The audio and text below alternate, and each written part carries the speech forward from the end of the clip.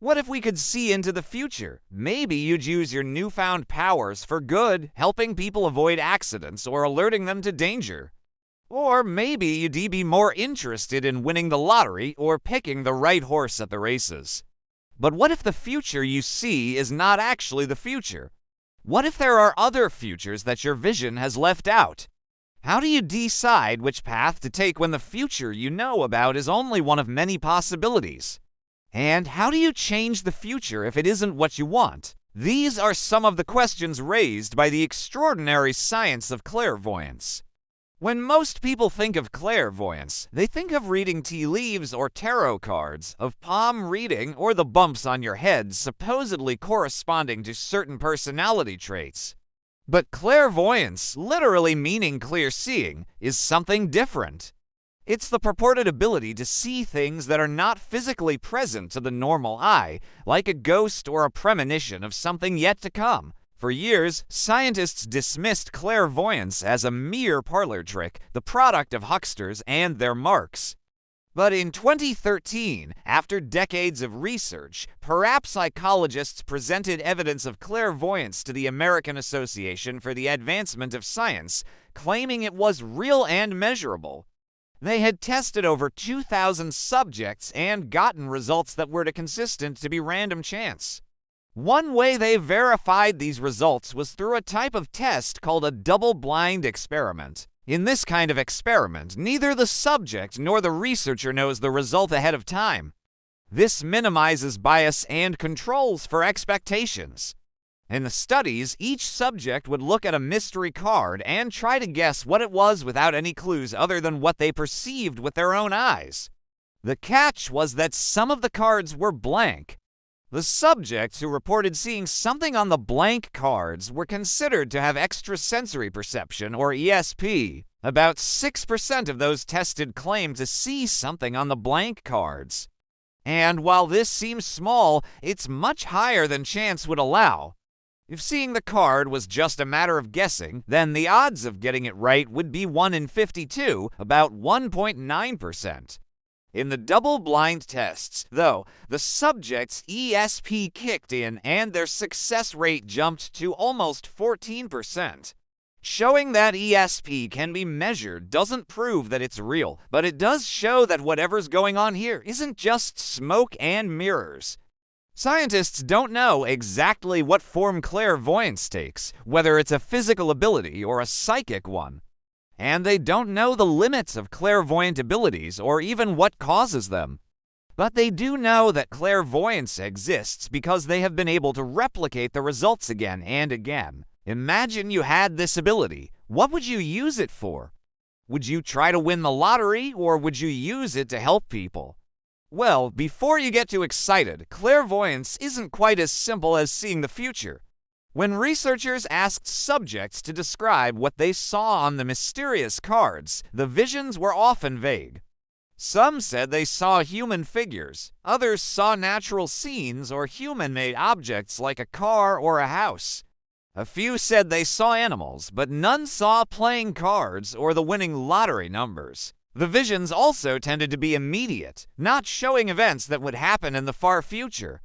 Researchers speculate that seeing too far into the future might be impossible, not because it's beyond our clairvoyant abilities, but because the further into the future we look, the less likely our vision will be accurate. If clairvoyance were an ability to see the future, then it's possible that the future isn't set in stone, but instead is fluid and changes all the time based on the actions of people and the laws of physics. Even knowing the future might change it. But this isn't the only way clairvoyance could work. There are plenty of other theories. Some scientists believe that clairvoyance lets us tap into memories that aren't our own. Those memories could belong to another person, another animal, or even an inanimate object. We may not be seeing the future at all. Instead, we may be seeing fragments of the past, pieces of experiences that happened long ago and are no longer physically present. But why these experiences appear in our minds instead of others is still a mystery. But for the sake of argument, let's assume that you do have clairvoyance and you can see into the future. Let's say you peer into the depths of time and see to possible futures. In one, you move to a new city and find love. In the other, you stay where you are and get a promotion. Which future would you choose?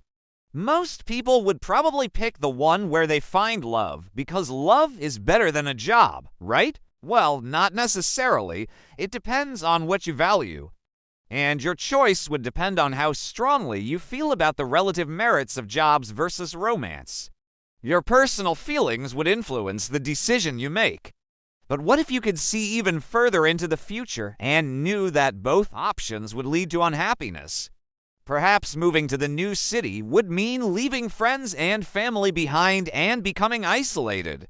Maybe getting the promotion would mean working so hard that you never have time for fun. Your clairvoyance has shown you that no matter what you choose, the future is bleak. What should you do in this case? Should you flip a coin and leave your fate to chance or pick one of the options anyway? Maybe you try to alter your vision by trying to imagine a different outcome? If you imagine yourself happily in love in a new city, your clairvoyance might show you a future where you are content despite being away from everyone you know. You might even find that your vision changes when you focus on something else like your career. By imagining yourself getting a promotion and climbing the corporate ladder, you might see a future where you're respected and financially secure. Seeing these visions, you might realize that your initial glimpse of the future wasn't accurate or complete. The future isn't necessarily set in stone, but instead is fluid and changes based on how you react to the visions you have. Your clairvoyance might not even be clairvoyance at all, but instead precognition. That is the ability to foresee future events. And what you're really doing is perceiving a future event that hasn't happened yet.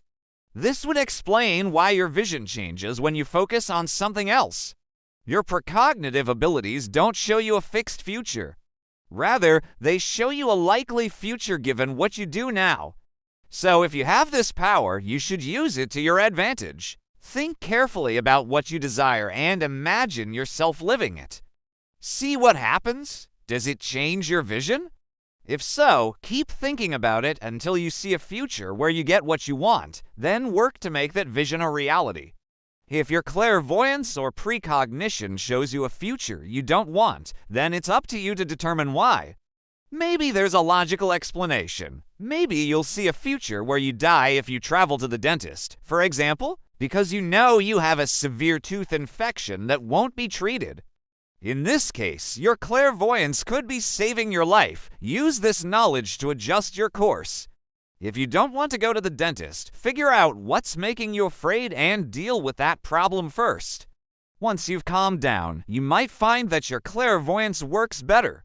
Of course, clairvoyance and precognition might not be real, but that doesn't stop us from using these ideas to improve our lives. Thinking about what you want and imagining yourself already having it can improve your chances of achieving that goal. So even if clairvoyance isn't real, pretending it is can help make our dreams come true. Now check out. This is what happens to your brain when you dream. Or watch this video instead.